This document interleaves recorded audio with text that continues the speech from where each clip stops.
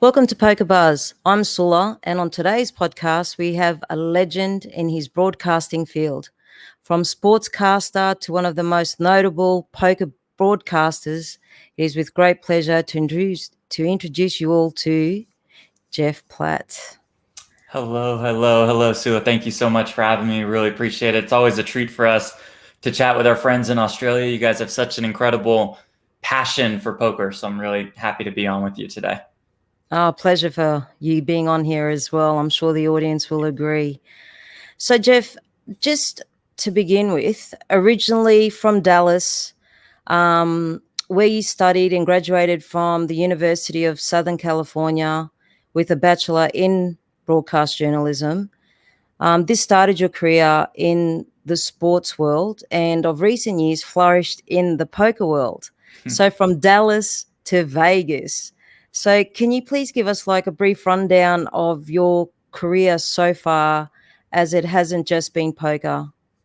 Yeah, sure. No problem at all. You said Dallas. That's why I'm wearing this Mavericks jacket today with the Mavs logo. I always try to represent the hometown. And as you mentioned, I went to the University of Southern California. I knew I wanted to be in sports broadcasting, so I went for that broadcast journalism degree out in LA, which was a fantastic experience. And then I was off to good old Jackson, Mississippi to start my sports broadcasting career, which is not as exciting of a city as Los Angeles, California is.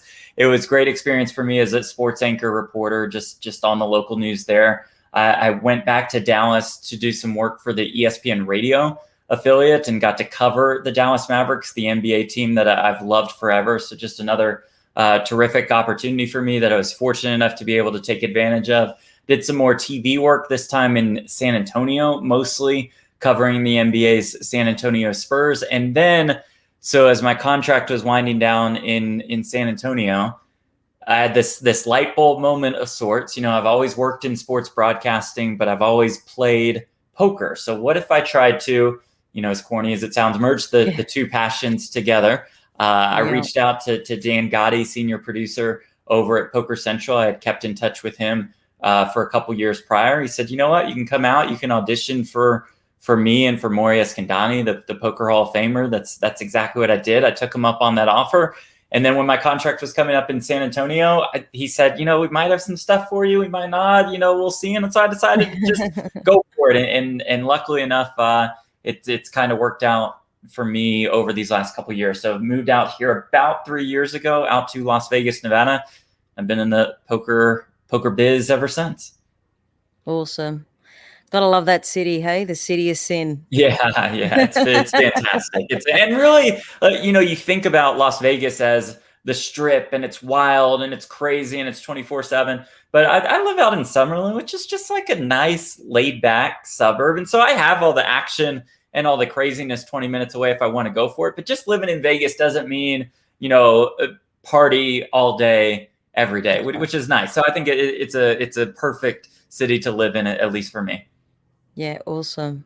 So, Jeff, interestingly enough, I read that back in the day, that you and a group of friends in high school watched Chris Moneymaker win his $2.5 million. And it was from there, obviously with your love of poker, that started and continued to grow. I've actually been fortunate enough to meet Chris Moneymaker myself. A local league, actually, Czech Race Poker brought him out here, in 2019 for the Chris Moneymaker series. And I'll tell you what, he is, I'd love to get your opinion, obviously, as well, but he is the most humble person I have met at his caliber in the industry. Do you agree?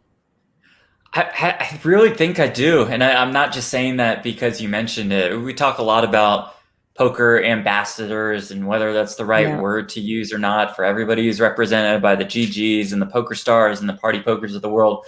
But Chris Moneymaker is the ambassador for this game. To be able to capitalize on that 2003 main event and that Moneymaker boom, that required Chris Moneymaker more than anything. If ESPN had just shown the episodes and Moneymaker had won, but then he disappeared, we wouldn't have had that same poker boom, and you and I probably wouldn't be sitting here today.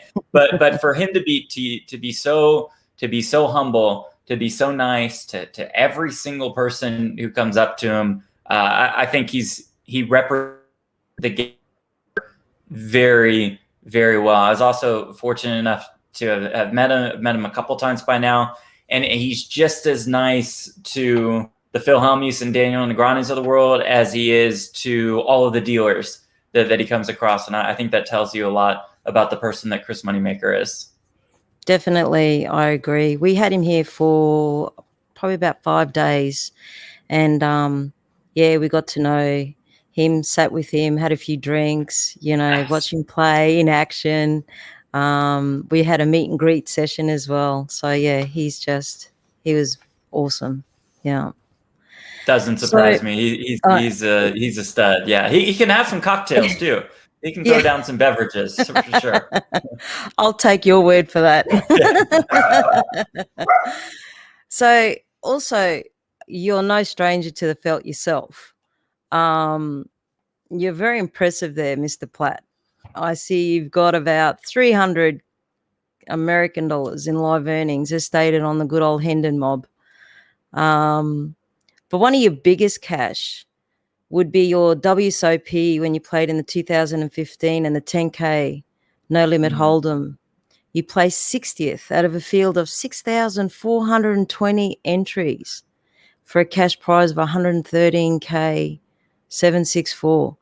Just tell me, how did that make you feel? Like playing amongst such a big field? Was that the first time you played in such a big field? And did you cross paths with any of the pro players in doing so? Well, as you might imagine, it was an unbelievable experience. And I do think unbelievable is the perfect word to describe it.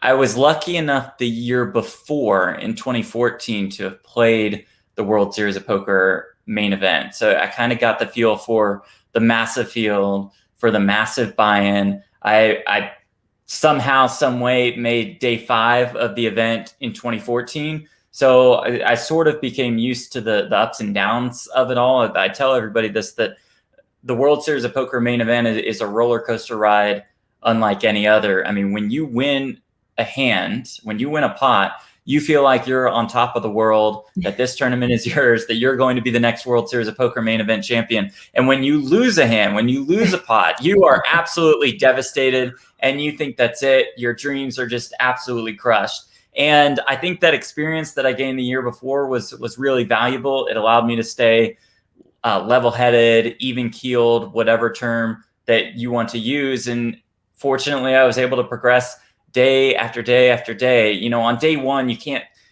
as hard as this is, you know, you can't be thinking about winning the tournament on day 1.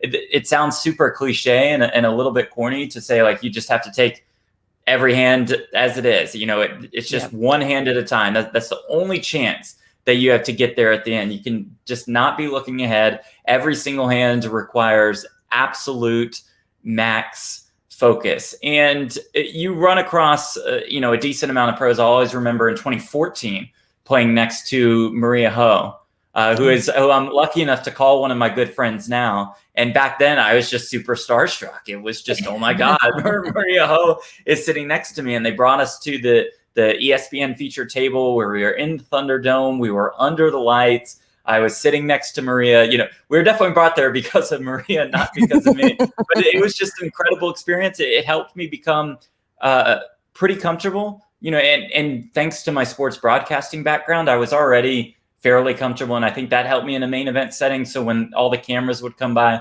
I really wouldn't get as nervous for being thrown into that poker spotlight. Now, I was nervous. I was terrified of the actual tournament. And still to this day, when I play the main event, walking in, like, I feel those butterflies and they're really intense. And 2015 is a tournament that I still think about to this very day. I probably think about the 2015 tournament once a week, which is bizarre for a tournament that, you know, happened 5.5 years ago. And I keep thinking about it and keep thinking about it and keep thinking about it. Again, an unbelievable experience that I'm really grateful for. And that adrenaline too. You must like still feel that, not only the butterflies, but the adrenaline. I can just imagine. Yeah, there's nothing like, firing a river bluff. There's probably nothing like it anyway. If I were to just say there's nothing like firing a river bluff in poker, period, end of sentence, that'd probably be true. But to fire a river bluff in the World Series of Poker main event with your heart just pounding at a mile a minute and just trying not to show any kind of tells whatsoever, which I probably did feel miserably at. Yeah, there's nothing like it. And again, you win a pot and that adrenaline rush is massive. I couldn't sleep the night of day 3, day 4, day 5, but the adrenaline kind of carried me through it. And at the end of it all, I was exhausted. Like I was just wiped out for days, which sounds funny because all you do is just sit there and play cards, but it really does take an emotional toll on it. Yeah. It's very, very draining. And again, I think with more experience, you're able to ride those waves a little bit better. I say that, I haven't made day 3 since 2015. I played it every year. So maybe it is better to just go into it fresh. Who knows? So you're overdue, in other words. Yeah, I mean, I like to think that, like in 2016, I thought, I've made it far 2 years in a row. This ain't happening for me this year. But now I'm kind of back to the, you know what? Yeah, I'm so due to make a deep run in the main event. And the reality is we both know the cards don't know whether you're due or not. So maybe it'll happen 10 years in a row. Maybe it just won't happen for you a lifetime. We'll see. True story. So not only are you a winner on the live scene, last year, because of our beloved COVID, that sort of like put everyone's plans on the back burner. So WSOP goes online. So for the WSOP 2020, you play the 800 No Limit Knockout Deep Stack tournament, placing 7th out of 989 entries with a cash of just over 15K. So was it any different for you playing the online as opposed to playing the live, and also cashing in it, being the first time as well? Yeah, it's a great question. Listen, nobody really knew what to expect when we had to transition to a World Series of Poker schedule that was entirely online. I had played a couple of the online bracelet events in years prior, but really, I mean, I wanted to be at the Rio. I wanted to be in the mix at the live World Series of Poker. I didn't want to sit at home on a computer. But when you're forced to sit at home on a computer, your plans change. And I thought the World Series did an incredible job with the quote unquote hand that they were dealt, and put on a phenomenal and a very successful series. For me, the biggest reason why this was different is because I was able to stream this on Twitch. So I didn't just have a rail of a couple friends in person like I did for the main event, but I had the rail, which fortunately, luckily enough for me, turned into thousands of people by the end of it, all of whom were just watching me play and who were cheering for me. So it's like I was, it's like I had an entire team behind me, and I was kind of doing it not just for me, but for them as well. So that was the biggest difference by a mile, just to be lucky enough to have everybody witness the journey that I was going through. As far as the actual tournament was concerned, it really felt like any other big online tournament. Now, when we got to the final table, it was kind of like, there is a World Series of Poker bracelet up top. This is a really, really big opportunity as far as my poker career was concerned. But again, the overall difference between cashing in that versus cashing in a World Series of Poker live event is without question the virtual rail that I had. Yeah. Shall I, off the record, so to speak, shall we mention the king-2 of hearts? Yeah, you were more than, plenty of people mention it to me. And, I hadn't studied too much of the ICM spots because I don't make final tables that much. So if I only study for X amount of hours a week, I'm not going to study ICM as much. Now, with that said, I knew it was a bit of an ICM, punt, as the kids say. And just to set the scene for everybody, long story short, 7 people are left. Folds around to the small blind. Small blind's a big stack. I'm one of the shorter stacks. The small blind rips it. I have 13 bigs behind. I have the king deuce of hearts. King high is going to beat all the random garbage that he is shoving with. And And I it's was suited, ahead. right? Yeah, and how do you ever fold the king deuce of hearts? So I did make the call. He had king 9 or I'm sorry, he had queen 9. So I'm Queen like, 9. yep, got it. I'm ahead. I am an absolute genius. And then queen on the flop. And I felt like a moron for a while. But I wanted to win the tournament. It's not often that you get to a World Series of Poker final table. So I was there, and sure, the money was very important, but also, I wanted to win the damn thing and do whatever I could to put myself in a position to win it. Now, looking back on it, if I could have that hand back, yeah, I'd probably flick it into the muck after studying ICM at the final table a little bit more, but I'm okay with it for that final table. Hopefully we have a chance to redeem ourselves in the future. I'm sure. I hear that they're thinking of doing it online again this year. Yeah, that looks to be the most likely scenario, I would say. And it's not like I have all the inside info in the world. Yeah. But if I had to guess, I do think we would predominantly see World Series of Poker bracelet events just be online in the June, July range. But I still see plans for a live festival taking place. And I just think, we won't get into it all, but with the way America is moving along with the vaccine and with COVID, I think we could be in a position to hold a big live series, a live World Series of Poker. Perhaps it would look a little differently than it has in years past. I just don't see that being good to go by June, but maybe a couple of months later, I think that the World Series of Poker could be held once again at the Rio. So I'm optimistic, but I'm also realistic. And I do think that is realistic to think that there will be a 2021 live version of the World Series of Poker this year right here in Las Vegas, Nevada. Fingers crossed, Jeff. Fingers crossed. Because I will be there. Oh, great. Okay, and then we can just do this in person. Perfect. Yeah, we could. That'd be awesome. Yeah. So just from a player's perspective, was there any difference in you prepping for a live tournament as opposed to the online? Any recommendations or tips for the audience, for the poker players?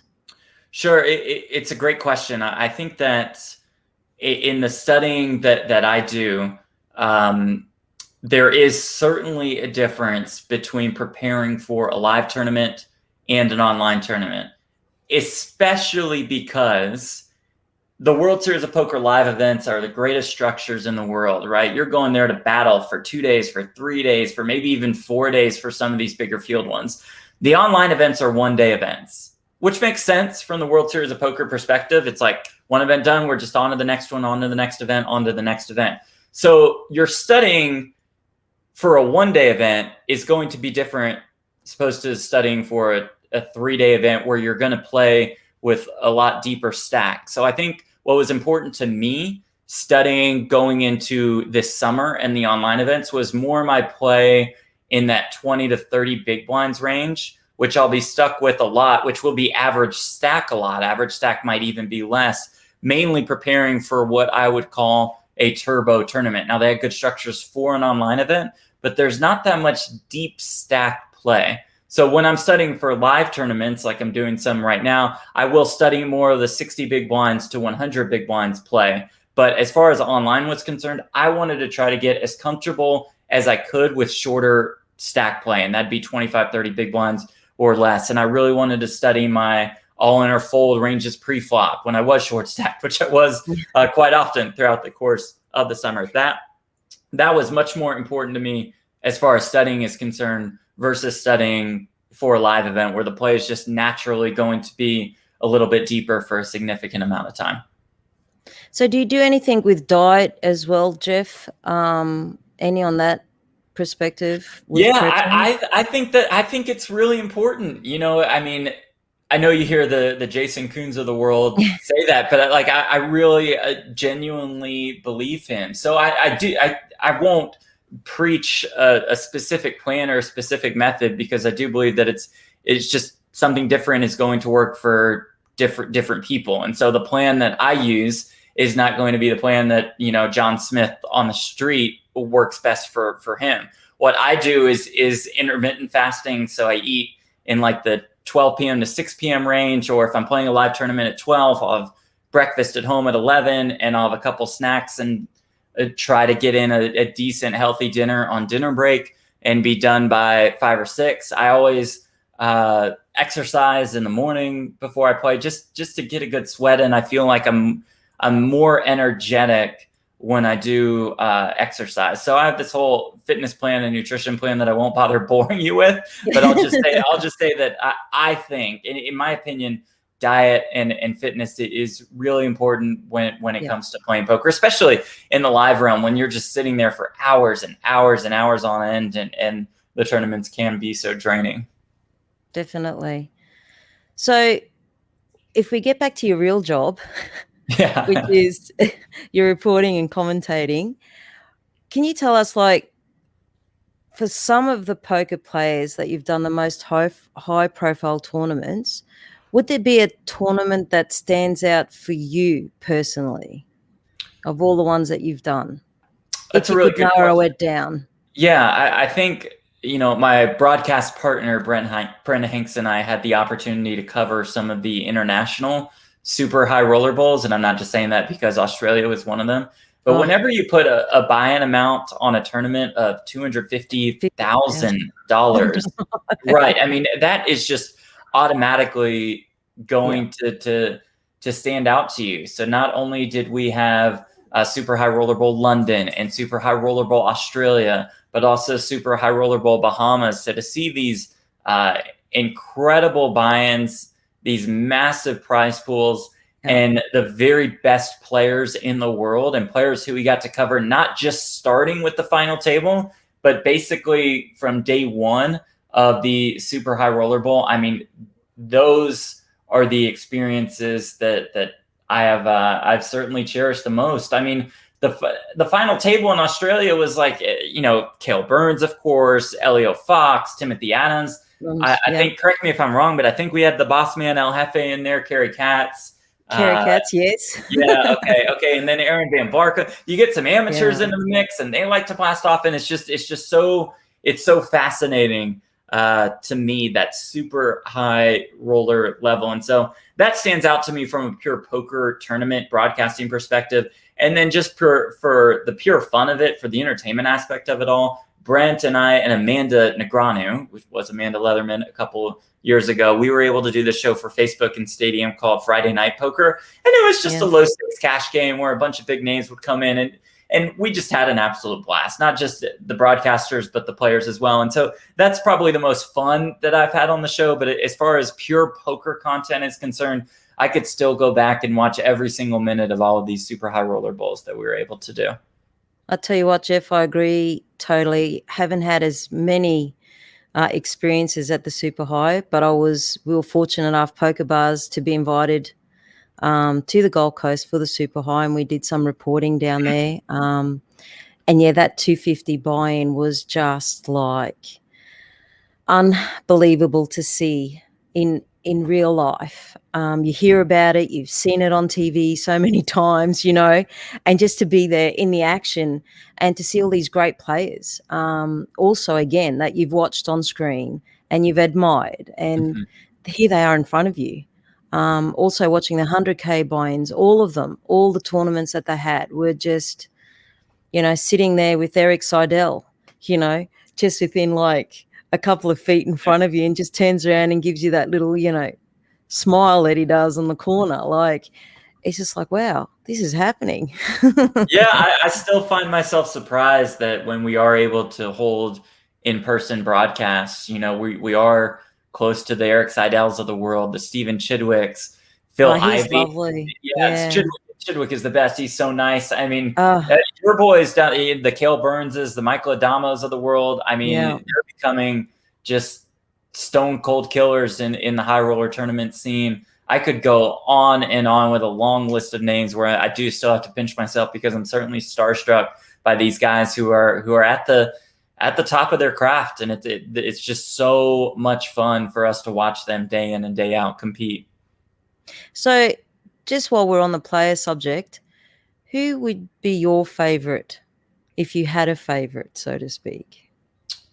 Yeah, that's a great question. I know, because you like Right, and you could had the go pleasure of so many, right? right, right. You could go so many different directions. I think for me, it would be Jason Kuhn, and I mentioned him earlier, but I just so admire his dedication to the craft. He is devoted. He is studying for hours and for hours and hours, and sometimes he won't play for weeks just so he can get a ton of studying time in. And I've always admired that about him and the way he goes about his nutrition and fitness plans. I mean, and I think most importantly, it's the way he conducts himself at a table. And he'll carry himself the same way, whether he's the super short stack or the massive chip leader. I think he's so great for poker. I think he represents poker very well. He's very welcoming towards amateur players at these high roller buy-in stops. So yeah, I think for me, my favorite poker player today would have to be Jason Kuhn. Cool. Mine's the obvious, Daniel Negreanu. Oh yeah, yeah. So I wanted to go that way. I've been accused of being biased towards Negreanu because I'm fortunate enough to be friends with him. But I mean, he is an awesome, awesome dude, and I love him to death, and I love Amanda to death. And again, very fortunate to have gotten to know both of them. So it's no surprise that he is your favorite because I'm jelly, so jelly. I just love.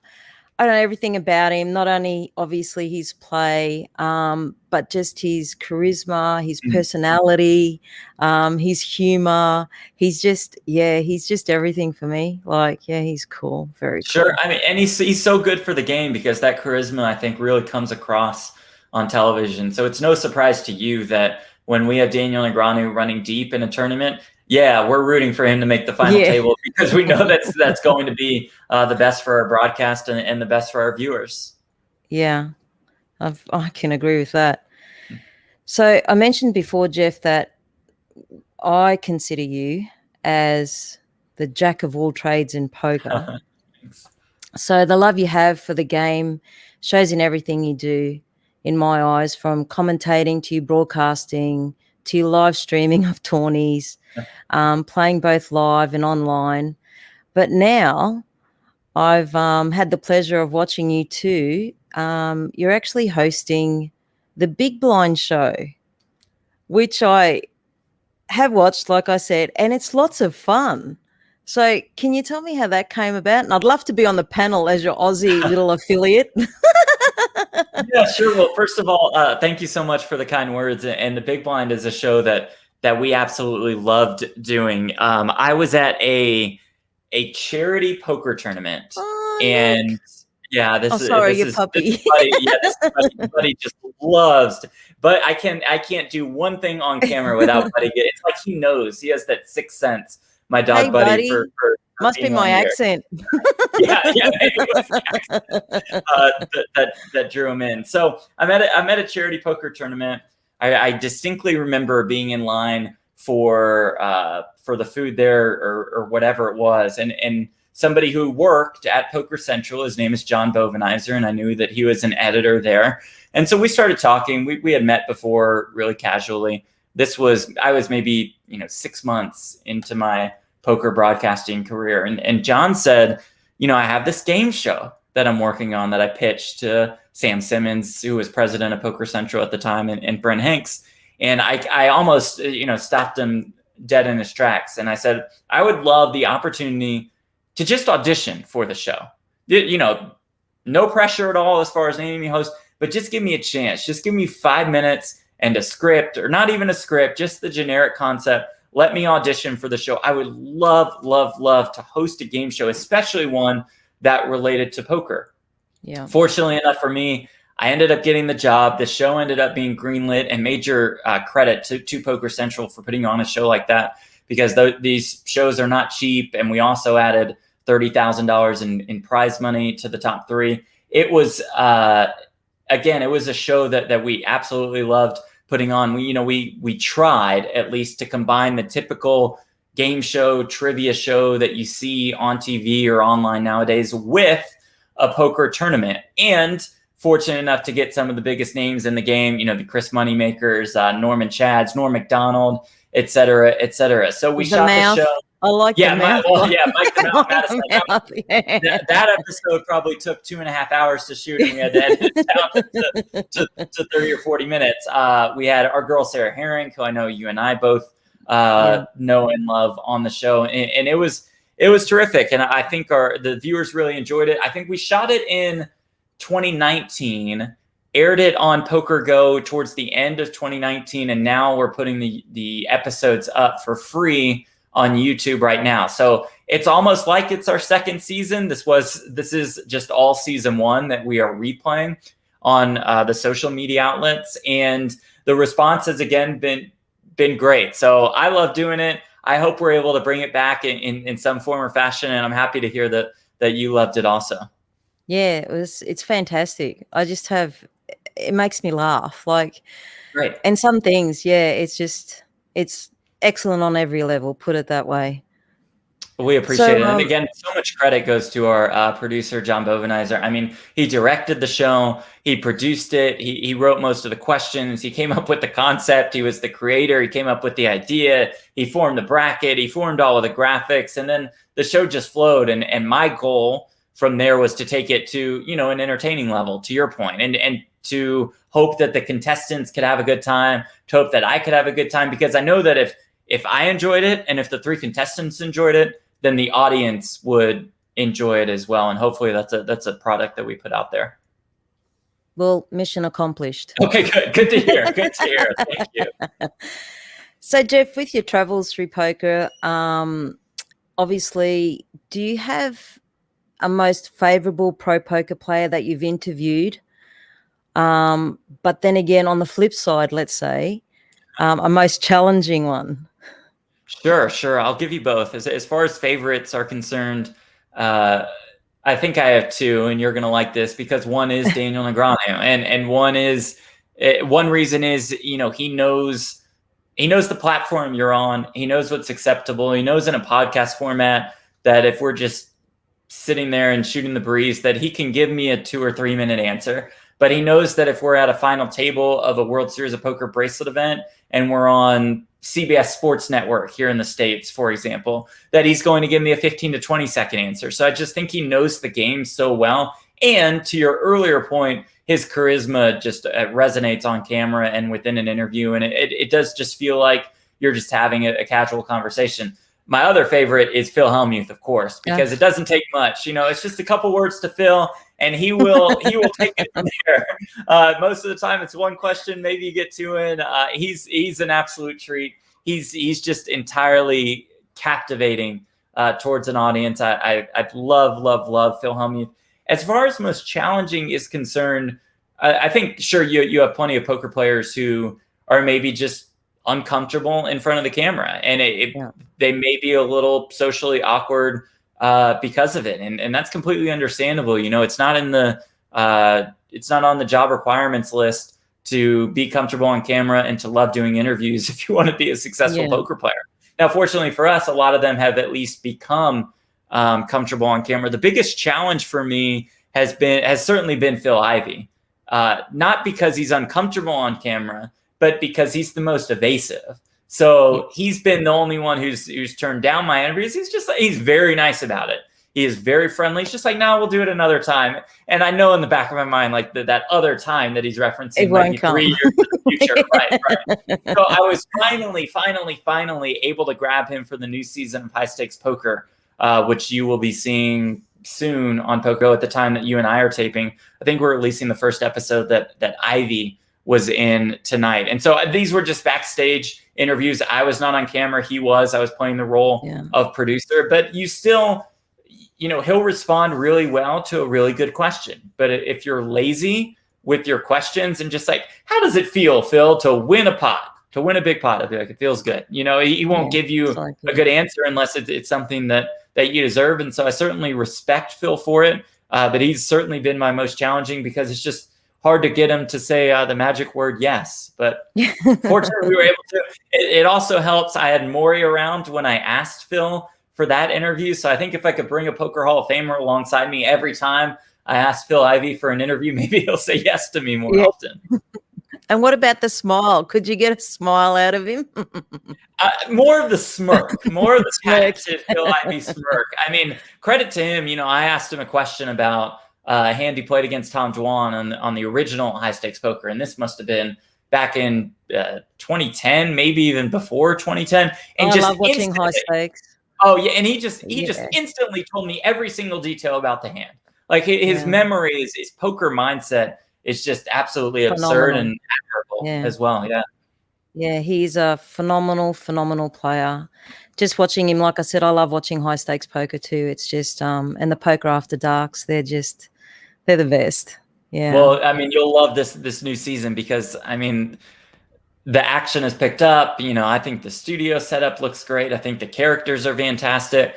Anytime you can get Jean-Robert Ballon and Tom Dwan and Phil Ivey and Phil Hellmuth and Jason Kuhn and Nick Petrangelo, and I could keep going on and on and on. But anytime you can get them in the same room, in one room, I mean, that is a star-studded affair, which is exactly what high stakes poker is all about. Exactly. Couldn't agree more. I just want to say on a personal note that just watching you, Sarah and Chad on Poker News in your broadcasts, podcasts, etc. I just look up to you guys. The utmost respect for you all in the industry. I really aspire that Poker Buzz Australia can come even close to you guys one day. But yeah, I just really appreciate your time. Love what you do. Absolutely love what you guys do. And hopefully we'll be able to meet in person once this COVID goes away. Well, that would be fantastic. And thank you so much for the kind words. They really do mean a lot to me, to us. You know, we were talking before we went on air here about you really trying to rev up Poker Buzz in Australia. And I think that's admirable. And especially because, like I mentioned beforehand, you know, you Aussies have a real passion. And if you can put that passion behind poker, like you all do, like we've seen with the Aussie Millions year after year, like we saw with Super High Roller Bowl Australia and with the Australian Poker Open. I mean, there's an incredible market of poker fans, of poker viewers, of poker listeners, whatever you want to call them. And so I'm happy to see Poker Buzz really starting to get into the game. And it was a pleasure to be on with you. Thank you, Jeff. So just before we end, we'll have a bit of fun. Let's do it. I'm up for it. Anything you want. Right. Oh, really? Okay. So how about 60 seconds with Queen V? Sounds good to me. Let's roll it. All right, let's do this. Your favorite song? Favorite song, Yesterday by the Beatles. Nice. If you could live in any city in the world, where would it be? It would be Las Vegas, Nevada. Which is where I'm so jelly. Right. I'd be there myself. Cats or dogs, but I can see by Buddy it must be dogs. It is definitely going to be dogs on that one. Yeah. Favorite color? Favorite color is blue, as you can tell by the jacket I'm wearing, the Mavs jacket. Let's go Mavs, representing the hometown. Who's your favorite Marvel character? Ooh, favorite. I think Captain America. You know, allow me to be really patriotic here. Yeah, and go with Captain America. Oh, whoa, nice. We did not plan this beforehand. I did not see the mug. I did not see the mug. That is fantastic. God, that just blew me away. Legend. And then, last of all, your choice of drink. Ooh, choice of drink is tough because I do love the red wine. I do love the Pinot Noir. But I think at a bar, getting a cocktail, it would be a tequila and soda probably. It'd probably be a Casamigos Blanco and soda. So I'm going to go with that, which just barely edges out a glass of good Pinot Noir or bad Pinot Noir. I drink all the Pinot Noir, good or bad, cheaper, expensive, whatever it may be.